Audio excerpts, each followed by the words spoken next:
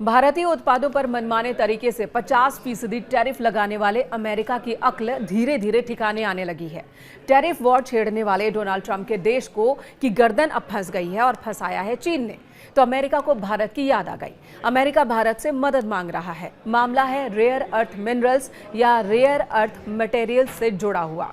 जी हाँ, इसके एक्सपोर्ट से जुड़ा मसला है। रेयर अर्थ मिनरल्स पर फिलहाल चीन का आधिपत्य है और चीन ने इसे अमेरिका को न देने का मन बना लिया है। खुद तो दे नहीं रहा, भारत समेत दूसरे देशों को भी कह रहा है कि वे चीन से मिलने वाले रेयर अर्थ मिनरल्स को अमेरिका तक न पहुंचने दे। और ऐसे में अमेरिका बुरी तरह फंस गया है। राष्ट्रपति डोनाल्ड ट्रंप इसे दुश्मनी भरा कदम बता रहे हैं और उनके विदेश मंत्री भारत से मदद मांग रहे हैं कि भारत अमेरिका को इस स्थिति से बाहर निकलने में मदद करे। रेयर अर्थ मिनरल्स को लेकर विश्व में लड़ाई क्या है? क्या भारत के पास भी रेयर अर्थ मिनरल्स या मटेरियल्स हैं या हम दूसरे देशों पर निर्भर हैं? चीन इसे लेकर इतनी चौड़ में क्यों रहता है? दुनिया भर में दादागिरी दिखाने वाले अमेरिका की इस मुद्दे पर घिघी क्यों बंद गई? ये सब जानेंगे, लेकिन इससे पहले जान लीजिए रेयर अर्थ मिनरल्स या रेयर अर्थ मटेरियल है क्या। आपको बता दें, रेयर अर्थ मिनरल्स के बिना इलेक्ट्रिक व्हीकल से लेकर एयरक्राफ्ट तक प्रोडक्शन बुरी तरह से प्रभावित हो सकता है। इसके तहत 17 रासायनिक तत्व आते हैं। ये सभी लेथनॉइड्स ग्रुप के होते हैं और बहुत ही दुर्लभ माने जाते हैं। ये दिखने में चांदी जैसे चमकदार होते हैं और बहुत ही हल्के होते हैं। इनमें नियोडाइमियम, समेरियम, लैंथेनम, यूरोपियम जैसे तत्व शामिल होते हैं। खासतौर पर भौतिक और चुंबकीय प्रॉपर्टीज की वजह से ये हाईटेक तकनीक वाले सामानों में इस्तेमाल किए जाते हैं।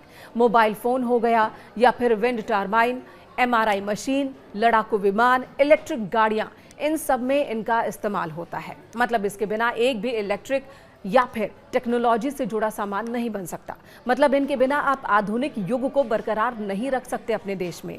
अब सवाल है कि क्या सिर्फ चीन ही इसका उत्पादन करता है? क्या चीन के पास ही है ये?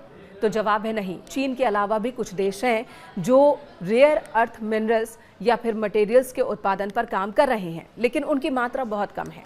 जनवरी 2025 के US जियोलॉजिकल सर्वे के मुताबिक दुनिया में 9 करोड़ टन REEs यानी कि रेयर अर्थ मटेरियल्स मौजूद हैं। इस वक्त भंडारण है। इनमें 4.4 करोड़ टन चीन के पास है। इसके बाद ब्राजील दूसरे पायदान पर है। ब्राजील के पास 2.1 करोड़ टन REEs का भंडारण है। वहीं भारत तीसरे नंबर पर है। भारत के पास 69 लाख टन REEs का भंडारण है। ऑस्ट्रेलिया, रूस, वियतनाम और अमेरिका जैसे देशों में भी इसकी एक सीमित मात्रा है। लेकिन चीन के दबदबे की वजह है उत्पादन और प्रोसेसिंग तकनीक। चीन केवल खनन ही नहीं करता बल्कि प्रोसेसिंग भी करता है और सबसे आगे है इस मामले में।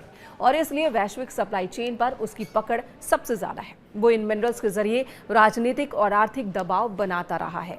चीन ने अप्रैल 2025 से रेयर अर्थ मैग्नेट्स के निर्यात पर पाबंदी लगा दी है, जिससे ऑटो सेक्टर, ग्रीन एनर्जी और इलेक्ट्रॉनिक इंडस्ट्रीज पर असर पड़ा। भारत में इलेक्ट्रिक व्हीकल और डिफेंस उपकरणों की सप्लाई चेन बाधित हो गई।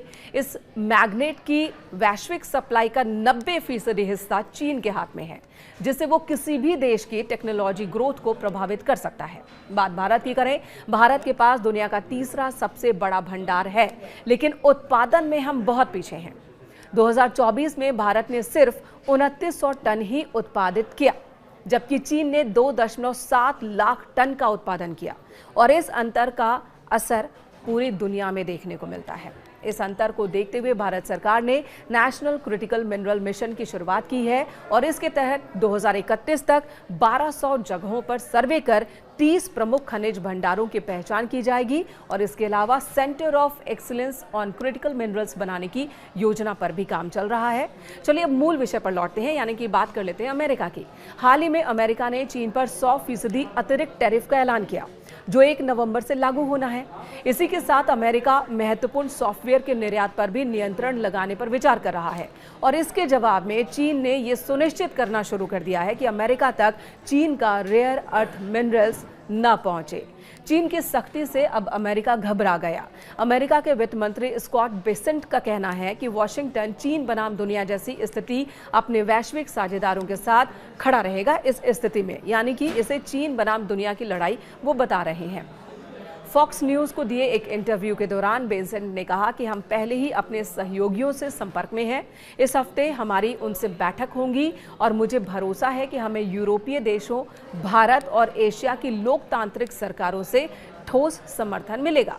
यानी कि उन्हें उम्मीद है कि भारत उनकी मदद करेगा। चीन बनाम दुनिया जो स्थिति बनी है उस पर अमेरिका की मदद करेगा। ये एक वैश्विक समस्या है और मुझे भरोसा है कि हमारे वैश्विक सहयोगी हमारे साथ आएंगे। साथ ही चीन को लेकर अमेरिका ने एक नरम रुख भी दिखाया।